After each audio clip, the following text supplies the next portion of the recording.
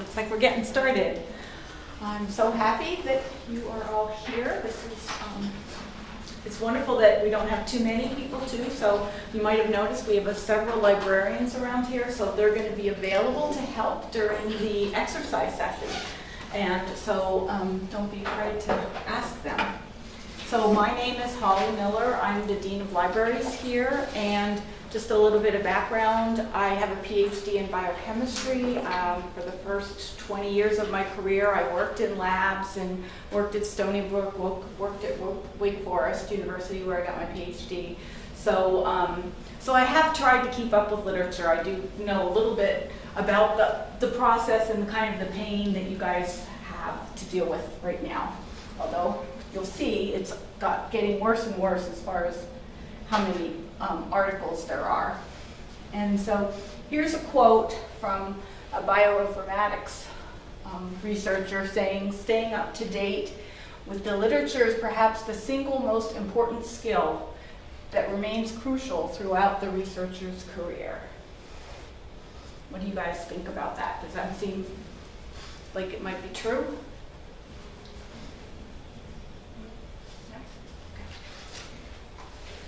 And I think the next slide is why. So why do you think it's so important to keep up with the literature and throughout your entire career? Yes? Well, I'm in the IO psychology program, so Mhm. a lot of businesses are running into the problem that they're using literature from IO psych from like the 90s, and we no longer have hierarchical management anymore. It's more circular now, so applying those practices is like really difficult. So it's important to like stay up with what's new so that you can use it in the applied setting. Yeah, especially new discoveries, new techniques are being developed all the time that really can make things a lot easier for you. What other reasons? Are you worried that you're gonna find out that somebody's doing what you're doing? So you really want to know, get a hint that might be happening before it happens. And also as you go through your career, you want to know what people are doing. You're going to have to cite them when you write grant proposals. And all the things when you're writing, you want to have a full breadth of knowledge of the literature. So that's just some of the reasons that it's so critical. So I'd like you to think about this for a minute because we said keep up with the literature. And what that usually means is journal articles. You want to know when the latest journal articles are published. You want to get them as soon as possible. But there's lots of other ways to get information that might be very critical to your research. Conferences, knowing what's presented at conferences, knowing what conferences are coming up and who's giving keynote speeches, those kinds of things. Seminars in your department could be very helpful, or across campus if you're doing interdisciplinary work. It might be good to know when somebody's writing a thesis or dissertation that's on your topic. And we're in the world now today where we need to demonstrate impact of our research. We need to communicate our research to non-researchers. And so it's good to know what news, what science news, what research news is happening, what policies are being developed by the government as far as funding. I mean, I don't think anybody here is working on stem cells, but if stem cells you couldn't use them anymore, that would affect somebody's research, and it's good to know ahead of time that might be happening. And commercial use, if you have an idea to be an entrepreneur and develop your research in such a way that it could be used commercially, knowing what the latest things are that are going on in the commercial area of your research is important, using trade magazines and societies and things like that. So we're mostly going to talk about articles, but we're going to touch a little bit on some of these other things because I think it's important to get your information from multiple sources. Anybody have any questions or thoughts about that? You want to argue with me? No? Not yet. Not yet, okay. All right, so this is a little cartoon that talks about how much is being published out there because it's a lot. And just the punchline basically is that in 1880 there would have been 100 pages of citations. In 1920, 500 per year. 1975, 4 volumes per year. And today we're up to 15 volumes per year, a page with 140 citations every 45 minutes. So there's close to 200 articles being published every 45 minutes. So that's a lot to keep track of.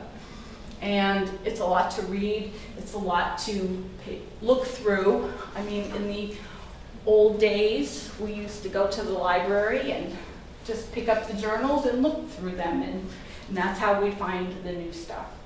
Luckily, there's a lot of tools to make that process a lot faster and a lot easier. And that's what we're going to talk about today. So how can you keep up with the literature? And so there's some general strategies for finding journal articles. Keyword and author alerts. So you can, when you do a search in your database of choice, if it's a really good search, you have it narrowed down. It's like almost all of the articles that you get from it are on topic and what you want. You can save that search, and you can have the database send you an email every month, week, day of any new articles. And that's one of the things we're going to be doing at our little exercise here today. But you can also think about an author search. So if there's a towering researcher in your field, or if there's a major competitor to your lab, you could find out when they publish an article. And so you can do a search just for that author. You can also do citation alerts. So you can, there's this key paper in your field, and you want to know when anybody else cites that paper, when they publish something that makes use of the material in there, because you're making use of it. You're taking the next step on that research, and you want to know who else is doing that. So you can be alerted, get an email anytime any new published paper cites it. And once you publish a paper, you can get an email every time anybody cites you. So that's fun. Now, I did talk to you about, going to the library and just browsing through all the new journals. And in some respects, if you have a journal that's very specific for your area and you are interested in nearly every article that's published in it, it makes sense to get a table of contents emailed to you directly, so that when the new issue is out, you can glance over the whole thing and pick out the articles that are useful to you. I also think it's very good to do that for things like science and nature, because that gives you more of the overall view of the field and what's going on in science in general, and what people think are really high impact, important areas. And that can be helpful for developing collaborations, for choosing where you're going to do your postdoc, all that kind of stuff. So, I sort of talked about this a little bit, but if you're going to set up keyword author alerts, you need to identify the optimal search terms, because if you just put something generic in there like DNA, you're going to get way too much. It's going to be, you might as well not even do it. So one of the things that we're going to do in our exercise is try to develop some good search terms and maybe set up one alert so that you already have that down. Most times you have to register, well, not most times, all times, you have to register for an account at the database in order to have them send you the emails, and then sign up for the search alert.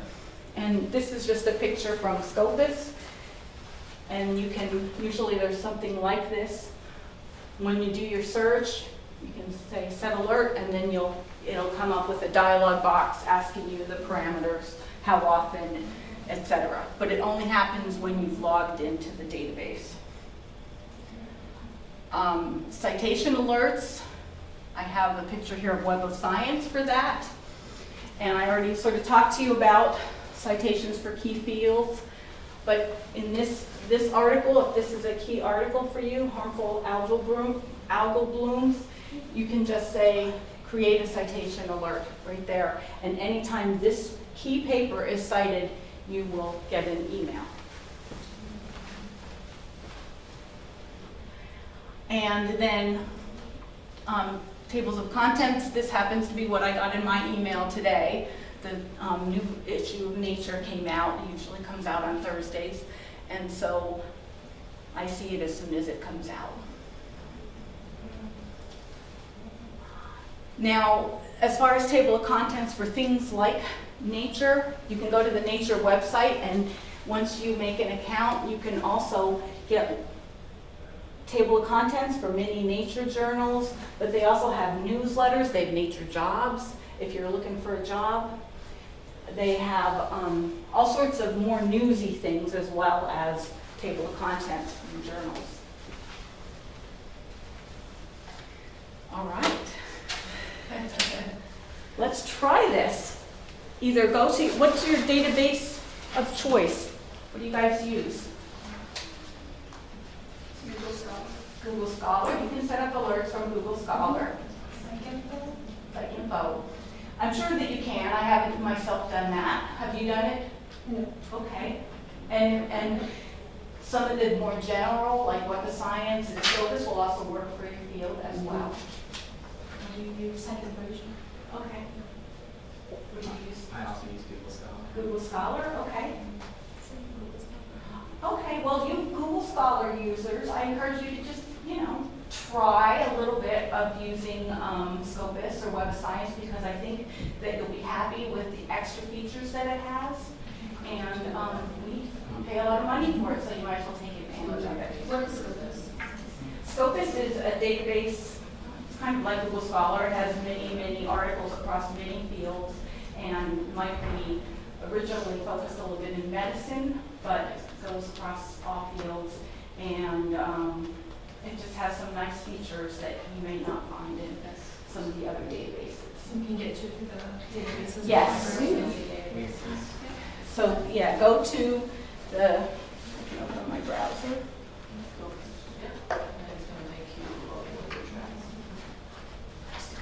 If you want to try a database, you can go to the databases link on the library website.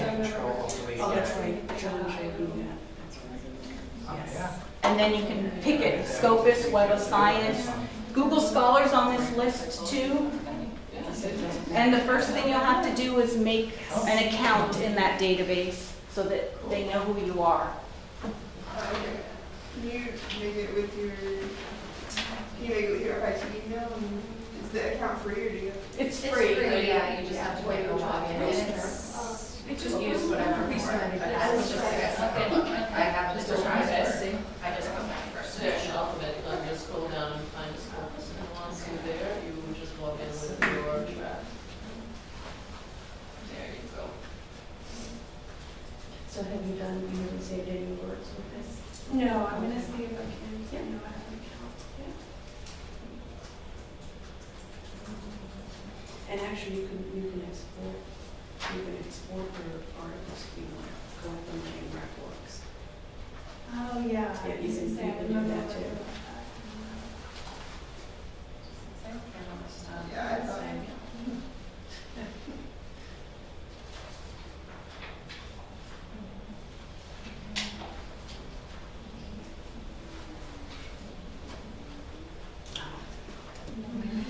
I can't tell you how many times I've been that. I I think I know. know it, and it's like, yeah. Oh, no, sorry. I know, because then when I tell you don't use the same password. Or like there's different So requirements. that you can.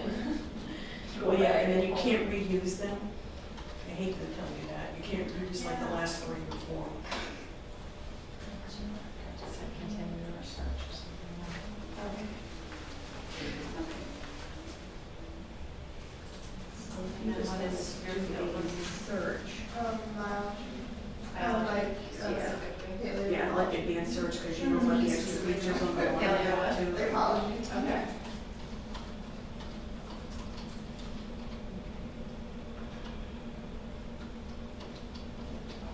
So here's where you can actually, if you find that's enough, you'll always see that on your result. Oh,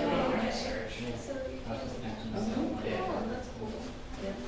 So you can either create an alert, you can also save the search. You can The go- results and paleontology, paleontology, and. So this would be a keyword? And Actually, this, well, it's based on the terms, it's sending it to the terms that So, you use. okay. Saw myself. Yeah. So the keyword, so it'll come up anytime. Now, what you could do on that advanced search on the very bottom of that page, I don't know if you ever noticed that. Yeah, you The can extra, extra like, peer review, yeah, the type of study that I do. So if you want to look for specific type of study, this is where you can use all of these and that will be. Oh, okay, so whatever I search. Yeah. Yeah, once you do that, and you run your results page, it's gonna base your search on those. Yeah. But it doesn't And then there's. Oh, it is? Yeah, settings like that. What are you searching?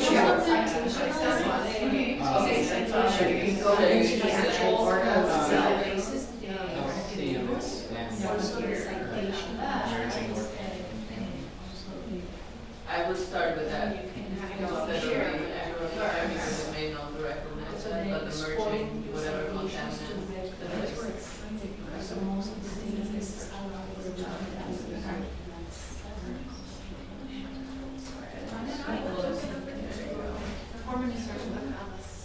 Oh, I'm sorry.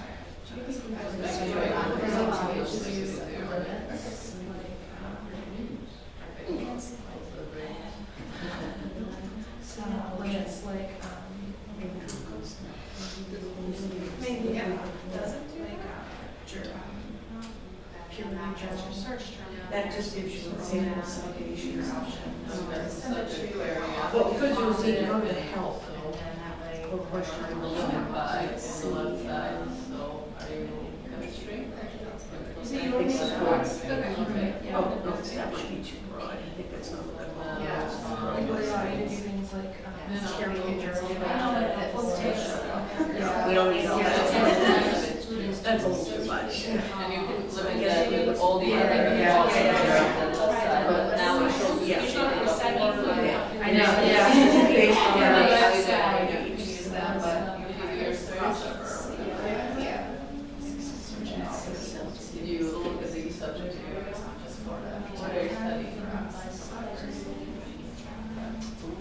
Okay. Let's see, you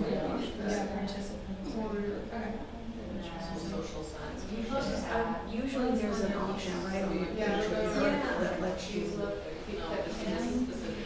Well, what we could do is, if we, I'm not seeing, well, in some info, but I'm wondering if we went to Scopus and found the article, we could do it that way.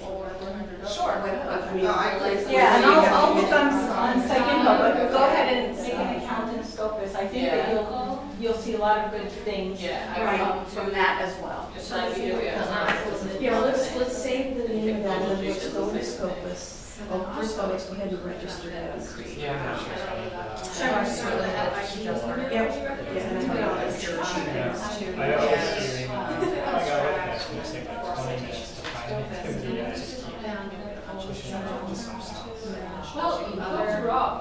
Yeah, it's a little bit Chelsea. Yeah, it's better than my article here first. But Rob, And those just are makes more it easier to search.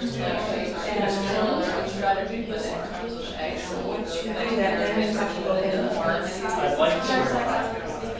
Yeah, and then you should be able to log in. Yeah, so that's the Oh, wait a minute, the email was sent, you have to verify it.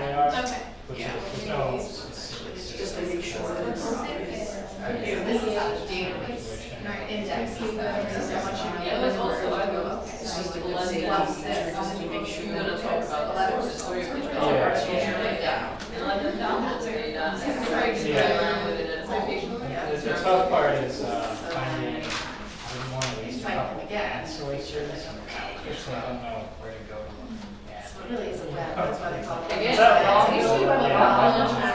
database, so that's a good one. And she got something that said remote access error, where she registered for Scopus, and she went to the email to verify it, and then when she clicked on that, Yes. it shows, oh, you're logged in. We pay for them as the That's library. weird. Anybody can come in and use them on site. Did you just verify them? But if you're affiliated in Well- a university or something. Yeah. You're logged in. But not verified yet. Okay. Maybe, And then. maybe you don't verify. Some of them you do, and some you don't. Actually, I used to. Web of science, you do. Okay, but can you report it to us? Absolutely, yes. You go to I don't know, there's always like a little thing up here, maybe this, and it'll say X order saved, and then it'll let you do. This might be Oh, nice. but yeah, and you can export to your, all the databases I have, most of them I should know. I think try it, that's not really. Yeah, I was gonna say, that looks like it's one of the, Something like How does she get the table of contents? You go to put in the search bar journal TOCs, capital TOC.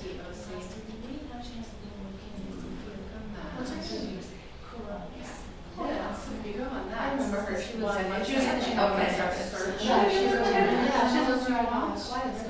Yes, Create a little yeah. account, sign in, register, and then you can just click on the journal and follow, and then it'll email them to you.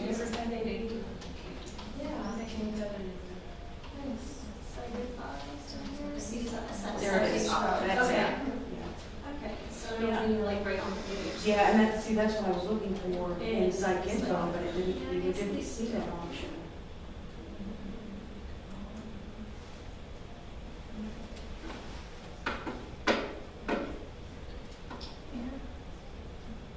And then once you set up the alerts, you can determine how often you want to get them. Okay. Whether you could get them as much as daily or weekly or monthly. And there is an expiration date Okay. for those. What will happen is you'll get an email saying that it's about to expire. Okay, good, because I was gonna say, I was not Legislative request, Yes, you know, I like them. I get them. I was gonna say, I love it. Monthly. Yeah, then you can pick the day. We have one more coming through, one more. Yeah, now right now, it's got kind of a numeric, but you can leave it at that, or you can change that. Fair. I was gonna say, we've But never, your search I've never, to, search by subject. And a nice feature in School is too, is that if they're finding By that. Oh, okay. So I can't remember the names. In Scopus, you can save and save it work for the author. So every time that author publishes a new article, Oh, you okay. can see it. Okay, that's really That's good. good. These are great to Like it's like an interesting article. dissertations. Yeah. We actually have this scholarship proposal through the library. Yeah. And now students are required to submit their dissertations.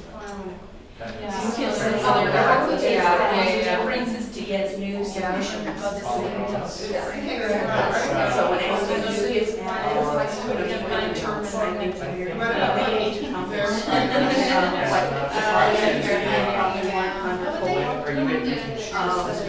So if anything new, and then there's all. I don't know. It's not just dissertations. I was gonna say, what's in. Okay, also, if faculty member published it open access journal, you gotta take a copy of that. Okay, so would it, like, is a repository then like, for it Yes. Did you make an account? Yeah, I made an account. Yeah, no, there's, actually, charters, charters from showing you the repository. Oh, okay, there's, There should be two. Untitled Info up here is where you can, save search alert right there. Right, well, we found the search one, but we couldn't find one for an article. Oh, For like So, a citation. for a citation, I'm not sure that's why, that's the Yeah. benefit of Web of Science Is and focus. Focus is because they're really into citations. Right. And I couldn't find out how to do it in SciFinder either, so that's another good reason. Yeah, and we looked at the how, there was how to merging this. Yeah. We don't think Psych Info can use citation alerts, so you can't get alerts when it's like certain articles cited. But you more than can get likely, alerts you for can like a use keyword Seller or to scroll down. Right, but Down there. more than likely, though, you could find those articles instead of the citation alerts in either Web of Science or in Or it's Scopus. focused, okay. Yeah. might want to ask, Okay. And scholarship proposal. Now, right now, it's in the process of being organized because we've had some reorganization of the colleges. But this is how, it's set up, but this will be changing. Okay, so go. Yep, so you can go. I see a way to do it. And then it's got different subcategories. Heard my name? So here's the most recent that's been submitted. Oh, okay. And these are all, now, it depends, when they submit these, students do have the option to put in notes. They may want to go off on this available text, because they might get math involved, or it could be something else.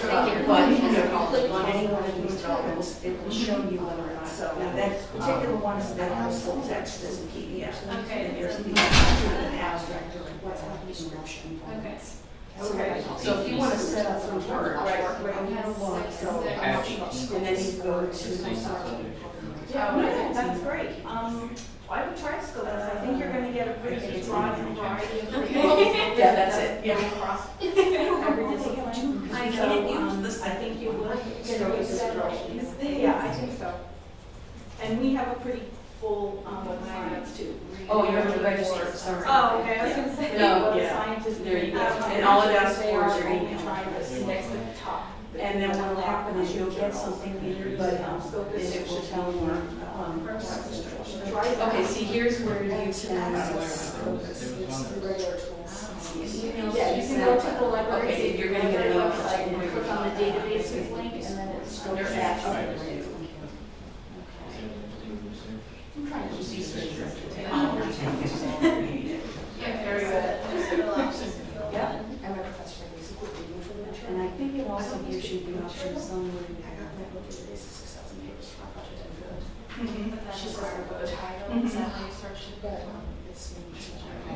Okay, so now you're registered. Recently done. Okay, so. Right, so you should be getting, when anything new gets added, you'll get a listing, and that's my, Okay.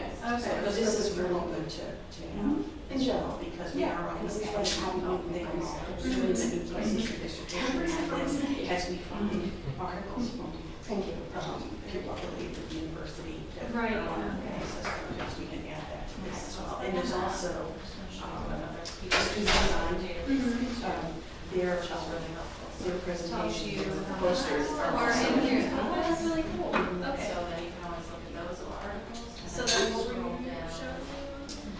Let's see.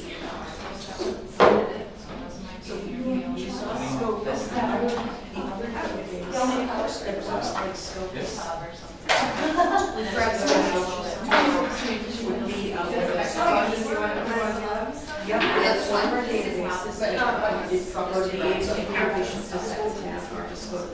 You want to even go further, you can do one of these in your search as well. So those are good. So you could buy It's that. actually Well, not the first one, that wasn't really a journal, but the journal, we picked it out of one day. Okay. Different citations to really narrow it So down. you can see here, and this works in similar process, you would actually have to sign So up. that one's good, and you could do, Okay. citation alert for this author. Should I see if they have that? Yeah, you can do a search without, We have the other authors that we discover. and I'll show you this other one that are featured. Do you use the citation manager? Okay, this is, I might need to change. Oh, it's not a citation to GradTrack. Oh, Jonathan. Okay. So see here, you see the time, and you can even do, you can create reports. You can create citation reports. Okay. So this one is a little more robust. And then the create alerts Yep. over here. Yep. For topic. Okay. Yeah, the citation report, you can look for your whole search to find the most cited article in your search. And then, How did you get the author alert? I think that's it. So it gives you a chance to really show your additional accounts. Looks You like would make this an is account. writing those citations. Okay. Yeah. And you could say, and you can change the date range. Right now it's going back to August 1965. Right. But you can always change that. Now, do you have any particular journals that you like to read on a regular basis, or that your instructors? I mean, there's like obviously like the top tier journals and stuff, but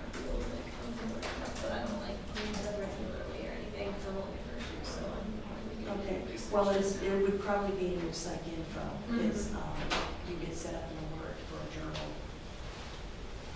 For like state social work. No, actually, let's go into the information on the article. Oh, this is journal one. Oh, that's right, that's It's boring now, and it's just empty, yeah, front. And you can also go to the journal's Yeah. homepage too, and set up alerts. The TOC alerts from the Yeah. journal homepage? Yeah, that's what I usually do. Okay. I'm gonna go get started a little bit. Yeah. If you guys keep doing whatever works best for you. If you want to keep working, that's good. But we won't get through it if we don't get going. So what you've done now pretty much is set up email alerts. Email alerts are great. Maybe that's the way that you like to get your information. But almost every, and maybe even every place where you have the opportunity of getting email alerts, you could also get an RSS feed. And so this is an example of Scopus. Instead of saying set alert, you'd set feed. This is an example from Web of Science that once you've set the alert, you can also generate an RSS feed. You can view RSS feeds in your email, in your browser, in a separate application, lots of different ways. And that could be another whole talk. But just know that you could do that if that's your preferred way. Come on.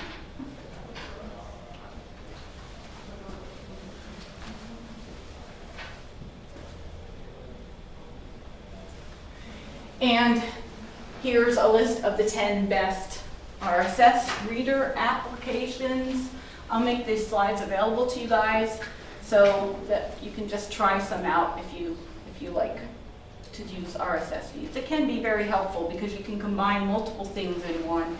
Sometimes it might be faster than doing a lot of different emails. Do you use one, Holly? What do you prefer? I haven't lately because that takes a little bit of a dedication, and I'm in my email all the time, so it really depends. Now, it's, the 21st century, Twitter. You can follow your favorite journals on Twitter. You can, usually they don't just tweet out, so this is Nature, and it has tweeted out that there's a new issue, so you can go click on it and then read the table of contents from the first page, but they also have news and things like that. So that's a way to get table of contents and news, and you can follow your society, you can follow a couple of your favorite journals, etc., publishers. And we talked about, so that's all about articles. Articles are pretty much the most important way for you to get information, but we did mention conferences. And so how do you find out about conferences? When are conferences going to be open? When, who's asking for submissions, all that kind of thing. You can sign up for alerts on your society website. And I just, this is I don't think anybody here is in this area, but that's one society, it's the ACM, and that's where you can get the alerts and feeds. Now I had a hard time finding that, so what I ended up doing was Googling, email alerts and the name, because I couldn't find it just by browsing their websites. So sometimes you have to work a little harder, but most of them should have some way of letting you know what's going on. They love for you to sign up for things. And then you can also follow them on Twitter, which is another way to find out. And just in general, Twitter is a good way, social media is a good way to keep up with the news. You can follow various government agencies, etc. Many of the societies and sometimes even the publishers have Facebook pages, so if you like Facebook and you don't like Twitter, then Facebook, you can really get a lot of information that way. I don't know if any of you have listened to podcasts, but if you have a commute or a lot of time when you could be listening to something, it's a good way to get information. Nature has a podcast, Science has a podcast, and I just tried to find one in electrical engineering, and that grinding gears is a highly rated one in electrical engineering. So almost anything that you're interested in, there's probably going to be a podcast that would help you. It's going to be a little broader maybe than your research, but it'll keep you in tune with what's going on in the field in a broader sense. A lot of YouTube videos too, and a lot of blogs. So all of these can kind of give you the sort of the broadening kind of information in your field, let you know what's going on. It also can give you information about, jobs, about how to handle being a graduate student, about, tips for getting a postdoc, those kinds of generic things that aren't exactly going to be in many scientific articles. Some academic libraries really do a lot of listserv things, so you find a group of people that are doing the same technique as you are, or the same research area, and you could subscribe to their list. There's discussion groups on ResearchGate and academia.edu and LinkedIn and all sorts of those kind of groups. You can be part of a discussion group. There's one on there's a bunch of them on Mendeley. So you can form a group of people that are interested in what you're interested in and follow the conversation, send out questions if you have any, etc. You can get alerts at NSF and NIH about when new grants are due. And that can come to your email or an RSS feed. And then there's also other tools for reading blogs and industry news, again with your society page, the society publications, things like that.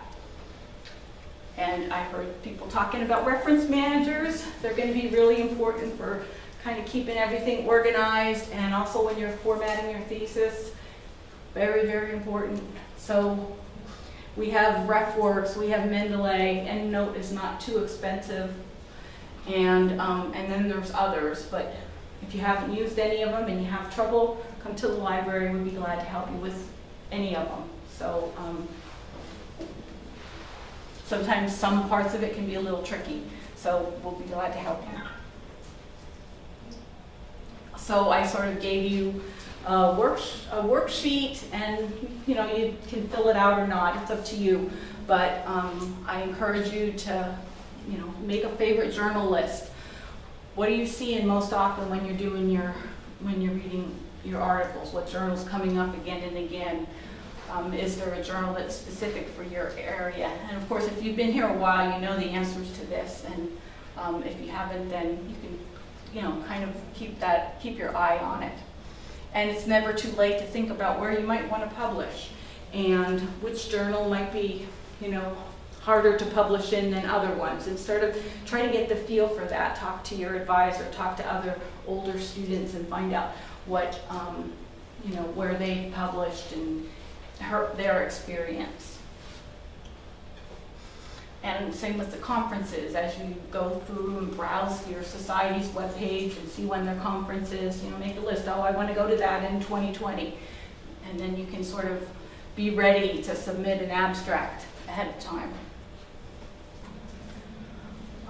You can keep a list of keywords and search strategies that worked for you, because probably they'll work for you in a different database that you've just learned about, like Scopus, that you didn't know about before.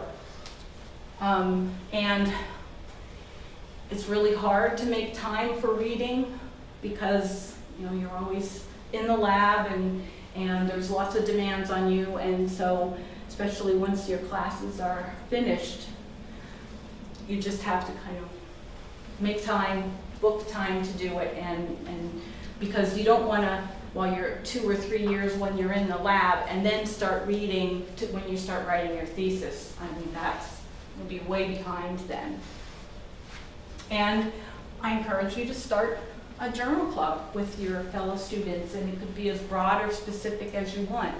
I really believe graduate students should have a pretty broad knowledge of science and I guess there's nobody in engineering here, but a very broad knowledge of science. So why shouldn't the psychology, the IO students have a journal club with the biology students and learn more about what they're doing? You might find some unique way to collaborate that you would have never thought about. or some technique that's really popular in biology that has never been done in biomedical engineering or something like that. So if you want help doing that, we in the library would be very happy to help you and kind of help you organize a journal club, so let us know.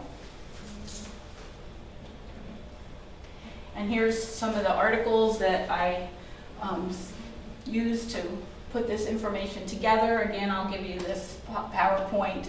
And here's a million more tools that you can use for keeping up with literature. Some of them are generic, like instead of going to a database, you could, there's some of these fancy tools that'll kind of pull them from multiple places. I didn't honestly try them out very much to know if that's better. I can't, if it's better than Scopus or Web of Science, something like that.